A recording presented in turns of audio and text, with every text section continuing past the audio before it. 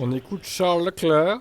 Charles, vous terminez quatrième d'une course un petit peu en deux parties. On vous a vu en difficulté au début, beaucoup de blocage de roues et puis revenir très fort à Fais la la fin. gueule, Charles. Racontez-nous ce qui s'est passé. Voilà, on était complètement à l'arrêt toute la course. On avait un problème avec les freins, ça freinait pas à droite, ça freinait beaucoup à gauche, donc du coup je roulais avec une répartition de freins qui était complètement débile. Donc voilà, on a maximisé ce qu'on avait aujourd'hui, mais bon, c'est décevant parce que c'était une opportunité de prendre des points au championnat et on l'a pas fait, donc je suis très déçu. On entend votre déception. Il y a quand même un petit peu d'optimisme quand on voit que Carlos a quasiment rattrapé Pérez. Quand vous êtes battu avec lui, comment vous avez tenté de défendre quand même? Comment ça s'est passé?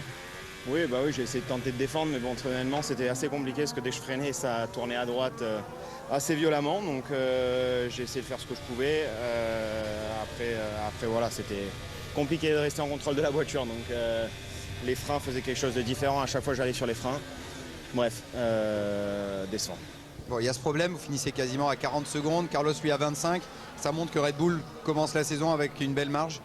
Oui, ils ont une belle marge, mais je sais pas, j'ai l'impression qu'ils sont plus prenables comparé à l'année dernière et qu'on bon est. J'étais assez confiant pour cette course, donc c'est pour ça que je suis aussi frustré, c'est parce qu'on avait tout fait pour se mettre dans de bonnes conditions pour la course. Même niveau réglage, j'avais essayé de me mettre plus du côté course, donc voilà, j'avais hâte de voir ce qu'on pouvait faire aujourd'hui, mais malheureusement on le verra pas et on attendra Jeddah. Ah, la déception pour Charles. Moi, il dit Red Bull est plus prenable, mais je vois pas en quoi en fait.